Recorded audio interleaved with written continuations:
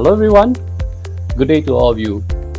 Best wishes for those of you from outside of Singapore, good morning or good evening. Welcome to the new series of AIBotics Go Digital Series 2022.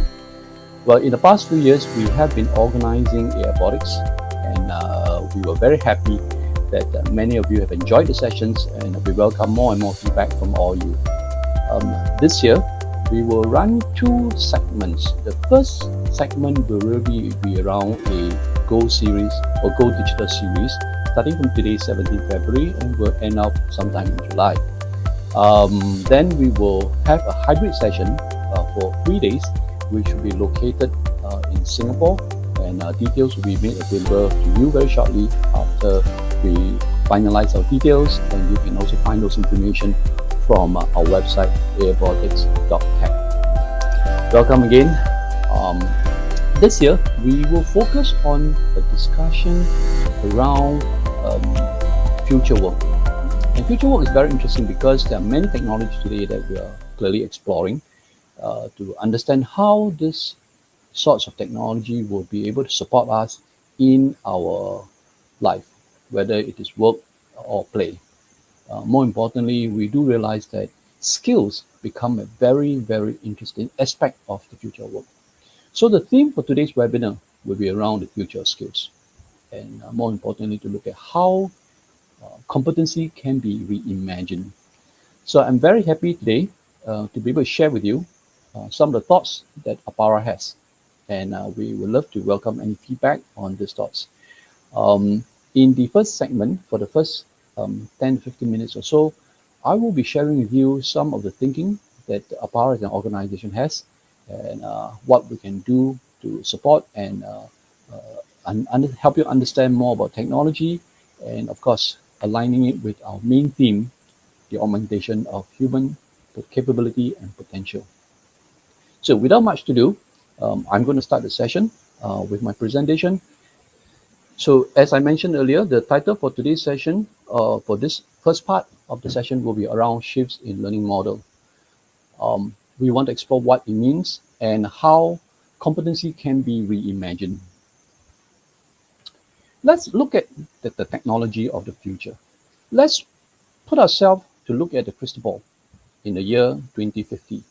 What do you think technology will look like? Now, this is a very interesting question. We're in the year 2022. So you add 50 years to that, 2072. Some of us may not be around. There'll be other new additions to the world citizens.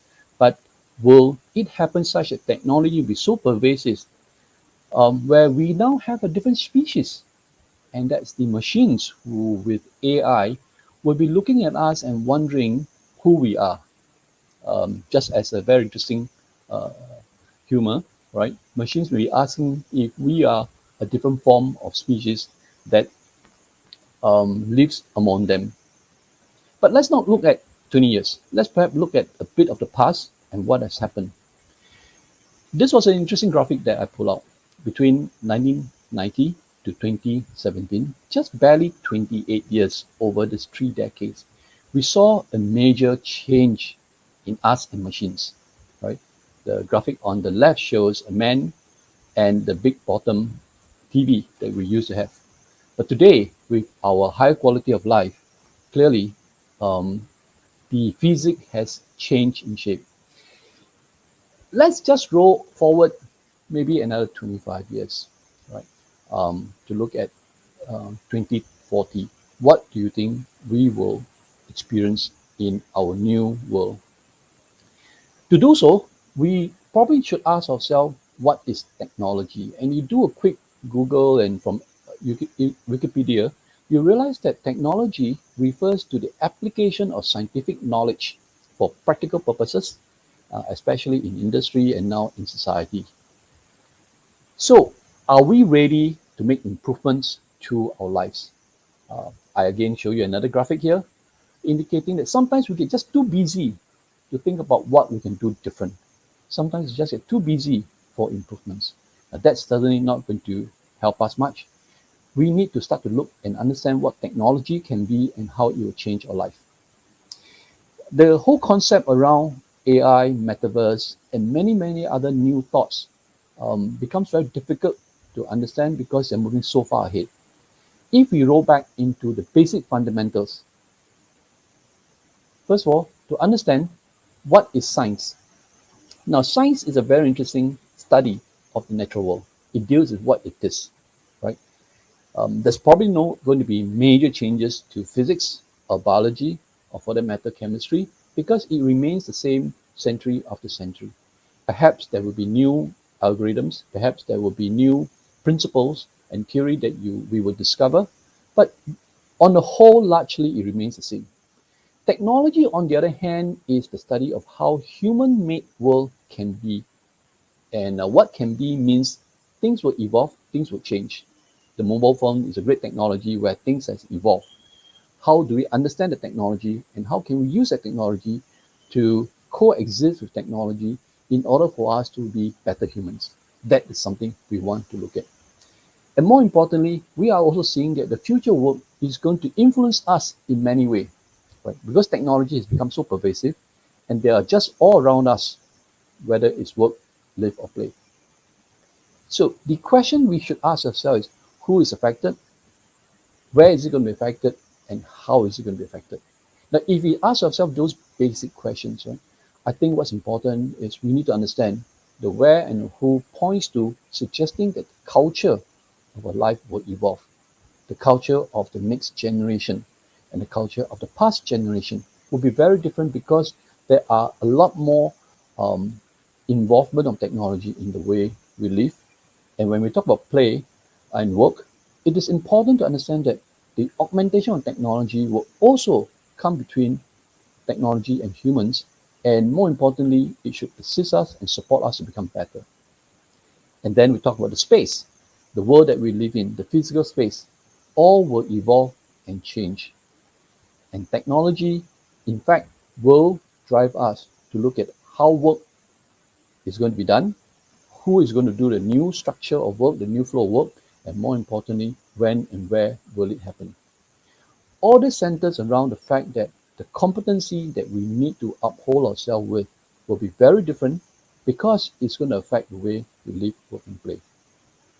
So, as we start to program machines to understand humans, as what we're doing now, we talk about machine learning and we talk about how machines can do what we want them to do using AI, using visual analytics, and so on and so forth. We must also try to understand how machines work because it's only through understanding how technology is behaving can we eventually become masters of technology. And we want to become masters of technology because we want to know how to coexist with technology and more importantly, adopt technology to augment our capability and potential. And to do so, competency becomes a very, very important part of what we need to go through and what we need to evolve. If I look at the whole landscape of how learning models have made from traditional learning, where it is very much face-to-face and instructor-led, over time we have looked at e-learning, we have looked at mobile learning. Slowly, some of us may be hearing about U-learning, which is ubiquitous learning, vis-a-vis M-learning, that is mobile learning. And all this coming together, we point to the fact that we need to be learning as we perform our work, as we live. The traditional model of how students come together with their teachers has been described in a model called Bloom's technology, right? But Bloom's technology also points to the fact that slowly and surely, a number of education institutions are starting to look at a flip model where teachers and students come together to design the day of learning because students with their curiosity, with their interest to learn more and their potential should also partake in how the curriculum is designed and how it should be built. There are many, many studies and research that's going on to understand how stimulant can draw a certain attention, and with that attention, we map out the right way to learn. So learning is no longer top down. Learning has to be in a form whereby we look at what is needed from a learner, how we can analyze the learner's behavior, and use the information for us to design um, different learning models. Let me give you just an example of what is happening. I've got a short video here that I'm going to show. So here we have a man doing very hard work and an advisor that comes along and say, hey, instead of putting the load on your head, You put it on the wheel barrier and you move with it. Oops! Oh my God! What do you think happened? See, this is what happened when you're unable to unlearn to learn new tasks. So learning really has to change, right? The future of skills, right, is not going to be very much what we want to see, but more importantly, what we can achieve. So here's another diagram where I try to share with you how we can compete and be successful. So here we have an example of four individuals, four humans trying to push a box across uh, the room. But everyone is working very hard. Every one of us is pushing the box to make sure that we can reach it first, we can be efficient, we can be effective. But let's think again. If only we have certain skills that we understand technology, we might be able to do this. Let's spend some time crafting it up, turning the box into a spear. And with the spear, we can certainly lead the way. So competency is so important that if we are able to work intelligently, not just work hard, we can achieve a lot more. The journey of future learning is not going to be an easy path because we really need to understand how technology works and how we can be a lot more employable as we perform this task. Here I show an example of how this child is using virtual reality, augmented reality, to actually learn how machines work. And from UNESCO, just last year, they published a paper to suggest that we have to reimagine our future together. We have to look at a new social contract for education. Here are some quotes that I picked up from this particular publication, and you can read through them quickly. What is important and the message that we want to put forward is that teachers and students need to form communities of knowledge seekers and builders. We need to seek knowledge together and build knowledge together. With technology and the availability of a vast network of information, we can look at how fast and how much better we can actually help the learner understand new technology, understand new skills, and eventually be a lot more competent in the future skills, and more importantly, the competency that can help us achieve better quality of life. I'd like to end off with this particular slide that suggests that if we were to look at the future, Max Planck, father of quantum physics, suggested this. When you change the way you look at things, the things you look at change. Let me repeat that. When you change the way you look at things, the things you look at change. Very interesting, isn't it? Sometimes we keep our old perspective. We keep the way we are thinking. We become biased to what has been successful before. We forgot to look at the future and innovate. We forgot to learn new skills that help us to do a lot more. Right? In the video I showed earlier, as well as some of the comments I've made earlier, it points to the fact that the skills of the future of skills, is going to be so different. We really need to reimagine how we want to build a competency in order for us to achieve greater results. So let me end my presentation here. Thank you very much for your attention. Moving forward, what we have is a list of experts who's going to share with you different perspectives and more importantly, how technology can be deployed to support new learning models in various forms. Eventually, we want to ask ourselves, right, what is the right model? What are the ways we can use technology to help us learn better? How can we eventually shift different models of learning in order for us to actually build greater resonance in ourselves and more effective with the way we do things?